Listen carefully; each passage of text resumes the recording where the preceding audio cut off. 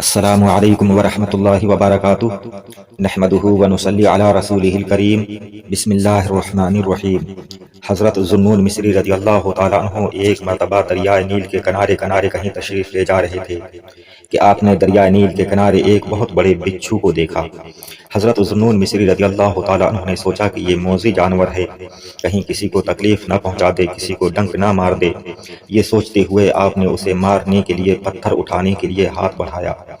آپ نے جو ہی پتھر کی طرف ہاتھ بڑھایا، آپ پتھر اٹھا رہے تھے کہ آپ نے دیکھا کہ وہ بچھو تیزی سے چلتا ہوا، بھاگتا ہوا اور دریائے نیل کے پانی کے بالکل قریب پہنچ گیا کہ جہاں پانی بہہ رہا تھا۔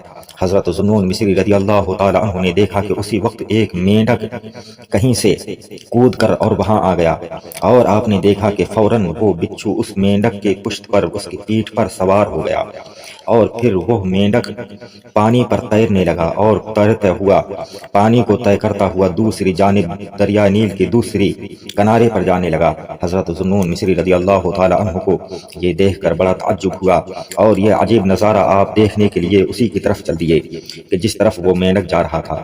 حضرت ذوالنون مصری رضی اللہ تعالیٰ عنہ نے دیکھا کہ وہ مینڈک دریائے نیل کے دوسرے کنارے پہنچ گیا، اور جو ہی وہ کنارے پر پہنچا فوراً وہ بچھو اس مینڈک کے پشت سے، اس کی پیٹھ سے اترا اور زمین پر رینگتا ہوا ایک طرف کو چلنے لگا۔ حضرت ذوالنون مصری رضی اللہ تعالیٰ عنہ بھی وہیں پہنچ گئے، اور آپ اس کے پیچھے پیچھے چلنے لگے کہ آخر ماجرا کیا ہے۔ یہ عجیب نظارہ ہے کہ ایک مینڈک اپنی پشت پر ایک بچھو کو سوار کر کے پانی طے کرا رہا ہے۔ اس میں اللہ کا کیا راز ہے، کیا حکمت ہے، اور اللہ تعالیٰ نے اسے کس کام کے لیے بھیجا ہے۔ حضرت ذوالنون مصری رضی اللہ تعالیٰ عنہ اس کے پیچھے پیچھے چلتے رہے۔ حضرت ذوالنون مصری رضی اللہ تعالیٰ عنہ نے دیکھا کہ ایک شخص سویا ہوا ہے، اور وہ شراب پیے ہوئے ہے، شراب کے نشے میں ہے اور سو رہا ہے، شراب کے نشے میں دھت پڑا ہوا ہے۔ حضرت ذوالنون مصری رضی اللہ تعالیٰ عنہ نے دیکھا کہ اس کے قریب ہی ایک بہت بڑا اژدہا، بہت بڑا سانپ کھڑا ہوا ہے، اور قریب ہے کہ وہ سانپ اس شخص کو ڈس لے، اس کو پھن مار دے، اس کو کاٹ لے۔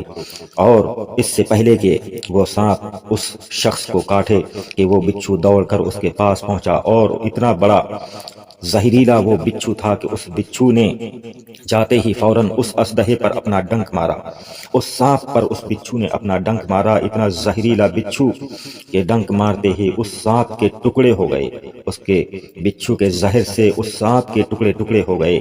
حضرت ذوالنون مصری رضی اللہ تعالیٰ عنہ یہ تمام ماجرا دیکھ رہے تھے، اور پھر اس سانپ کا کام تمام کرنے کے بعد وہ بچھو ایک طرف کو رنگتا ہوا جنگل کی طرف چلا گیا اور پھر غائب ہو گیا۔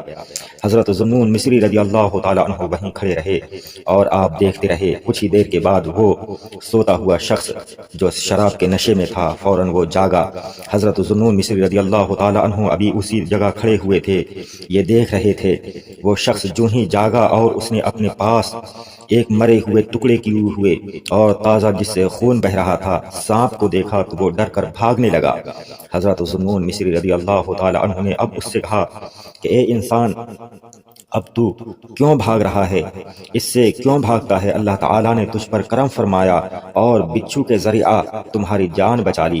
اور پھر حضرت ذوالنون مصری رضی اللہ تعالیٰ عنہ نے بچھو اور مینڈک کا پورا قصہ اسے سنایا۔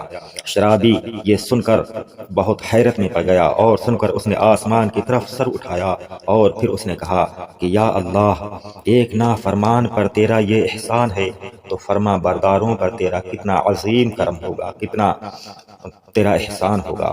اور پھر اس نے کہا کہ تیری عزت و جلال کی قسم، میں اب کبھی تیری نافرمانی نہیں کروں گا۔ اور پھر اس نے 2 اشعار پڑھے اور پڑھتے ہوئے وہاں سے چلا گیا۔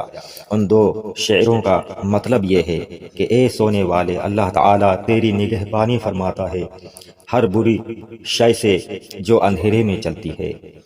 دوسرے شعر کا مطلب یہ ہے کہ کس طرح سوتی ہیں آنکھیں اے بادشاہ سے، ایسے بادشاہ سے، کس طرح سوتی ہیں آنکھیں ایسے بادشاہ سے جس کی جانب سے تیرے پاس عمدہ نعمتیں پہنچتی ہیں۔ بے شک اللہ تعالیٰ اپنے بندوں پر کتنا مہربان ہے، اور اللہ تعالیٰ اپنے نافرمان بندوں کو بھی ان کی کیسے حفاظت فرماتا ہے اور کیسی آفات و بلیات سے انہیں بچاتا ہے۔ بے شک اللہ تعالیٰ ہی تمام کائنات کا حاکم ہے اور وہی جو ہے سب کی حفاظت فرمانے والا ہے، اور اللہ تعالیٰ اپنے بندوں پر بہت مہربان ہے۔ اگرچہ اس کے علاوہ لوگ اسے چھوڑ کر دوسروں کی پوجا کرتے ہیں، کفر کرتے ہیں، شرک کرتے ہیں، لیکن اللہ تعالیٰ پھر بھی انہیں فوراً سزا نہیں دیتا اور انہیں مہلت دیتا ہے کہ یہ اب بھی سدھر جائیں، سنبھل جائیں۔ اللہ تعالی ہم سب کو ہدایت نصیب فرمائے اور ہدایت کے راستے پر چلنے کی توفیق عطا فرمائے۔ آپ حضرات نے اگر ہمارے چینل کو سبسکرائب نہیں کیا ہے تو چینل کو سبسکرائب کر دیں، ویڈیو کو لائک کریں۔ السلام علیکم، خدا حافظ۔